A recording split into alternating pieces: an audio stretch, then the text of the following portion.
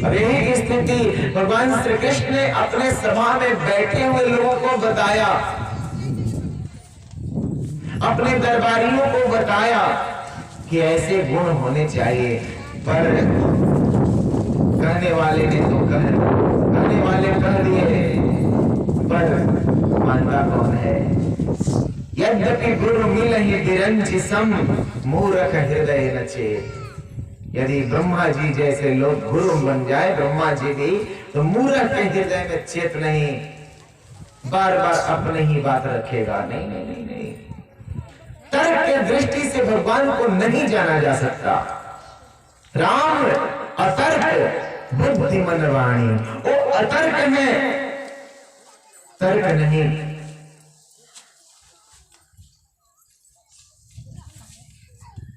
सब कुछ से परे हैं, तो तर्क कैसे उनको बांध सकता है।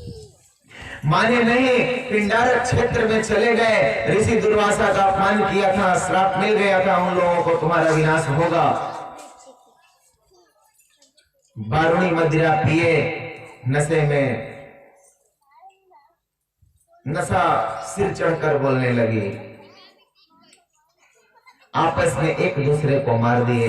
56 करोड़ यदुवंशी आपस में लड़कर के काल कौलित हो गए। गांधारी ने श्राप भी दिया था, सबको सत्य करना था, उस बहेलिया की इच्छा भी पूर्ण करनी थी। मरनी बहेलिया ऐसन झाड़ी में लुकाई थी।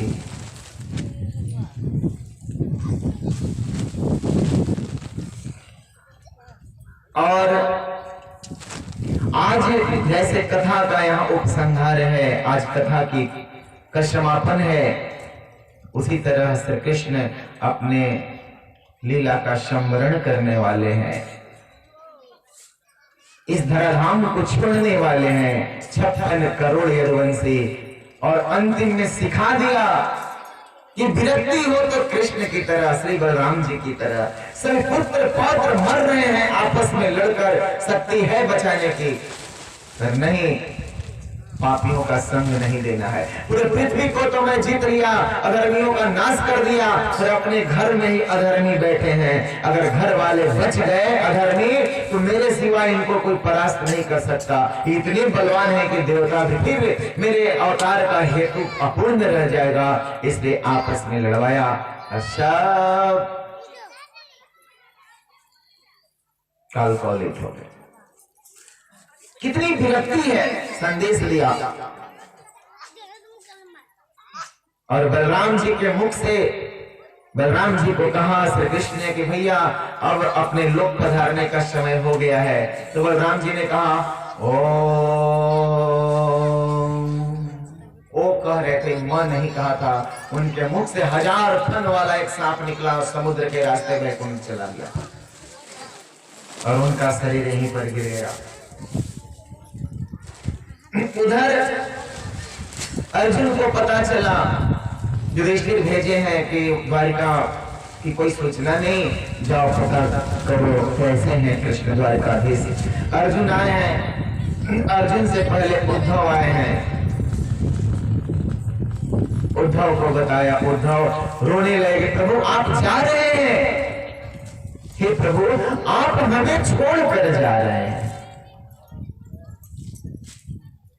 हर संकट में हम आपके पास आ जाते थे, परामर्श लेने, सलाह लेने, पूछने, रक्षा के लिए।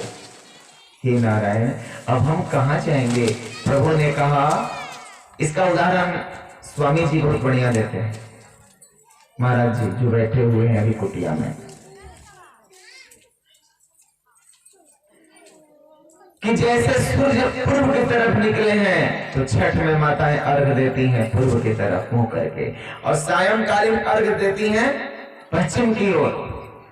पर जिसको जो सूर्य 10 दिन के लिए अस्त हो जाए और अर्घ देने का नियम है, तो फिर जिधर मन उधर दीजिए। समझाने के लिए कह रहा हूं, पर प्रातः काल देना है तो पूर्व में ही देंगे, सायं को उधर ही बात अलग है, पर दिखाई नहीं देते वो सर्वत्र है। तो भगवान ने कहा, श्री कृष्ण ने, उद्धव मैं अभी दिखाई दे रहा था तो मेरे पास आ जाता था, पर अब ईश्वर सर्वभूतानां हृदय से तिष्ठति अर्जुन, ब्राह्मण्य सर्वभूतानि यंत्रारूढ़ानि माया, सर्व सर्वगत सर्व उरालय, बसति सदा हम कहूँ परिपालय, मैं सब जगह हूँ सबके हृदय में हूँ। जैसे वह घटाकाश, घड़ा में जल है, उसमें देखा तो आकाश दिखाई पड़ रहा है, पर घड़ा फूट गया, वह घटाकाश महाकाश में मिल गया। अब वह आकाश सर्वत्र है, कहीं भी उसको देखा जा सकता है। अब सिर्फ घड़े में ही नहीं, पहले तो घड़ा में देख लेते थे, पर अब कहीं भी देख सकते हैं। तो मुझे तुम सर्वत्र देखना, सब जगह। पर हे उद्धव, मैं अपनी सारी शक्ति भागवत में डालकर जा रहा हूं, भागवत में सन्निहित करके जा रहा हूं। भागवत साक्षात गोविंद ही, गोविंद ही भागवत हैं। अर्जुन आए, भगवान श्री कृष्ण ने कहा, अर्जुन बची हुई स्त्रियों को लेकर हस्तिनापुर चले जाओ और भारतवर्ष के राज्य बांट देना, इनको भी सुरक्षित रखना, और जो बचे हैं, जो श्रापित नहीं थे बचे हैं, उनको भी जाकर के कहीं कहीं का राजा ले जाकर बना देना। और सुनो, मेरे शरीर छोड़ने से पहले तुम यहां से निकल जाना, नहीं तो मैंने समुद्र से भूमि मांगी थी कुछ दिनों के लिए, द्वारिका डूब जाएगी समुद्र में, क्योंकि लीला का संवरण हो रहा है, लीला समाप्ति की ओर है। जो बाल छवि का दर्शन करा के, जो अपने लीला से लीला यत्र हरि रघुत सबको आनंदित किया, आज उस जोगियों से भी ध्यातव्य शरीर को इस लोक से अदृश्य करने वाले हैं। ओम का चिंतन करते हुए, अपने स्वरूप का चिंतन करते हुए श्री कृष्ण अपने एक घुटने पर दूसरा पैर रखकर ऐसे सोए हैं। एक बहेलिया मारा, एक बाण उनके तलवे में,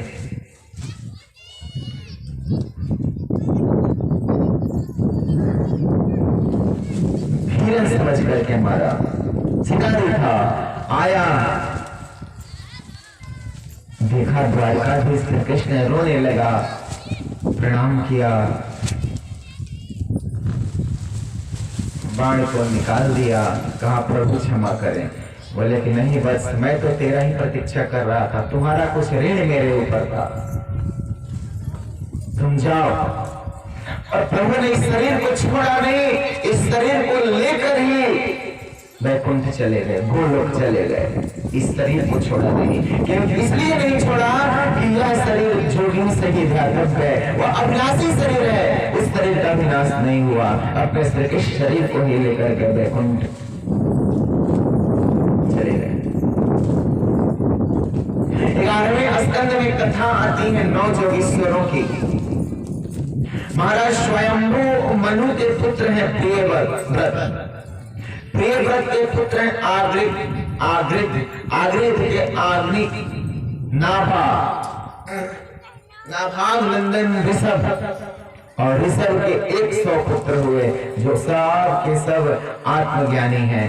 तो पहला पुत्र जो ऋषभ देव का है, उनका नाम भरत है। हमें इस देश का पानी कैसे है, वह शक्ति है देता, भरत सा एक बालक भी पकड़ वनराज को लेता। वे ऋषभ नंदन है, ऋषभ देव के पुत्र भरत है, जिनके नाम पर और कई जगह तो दुष्यंत शकुंतला का वर्णन है, लेकिन भागवत में ऋषभ देव के पुत्र के भरत के नाम पर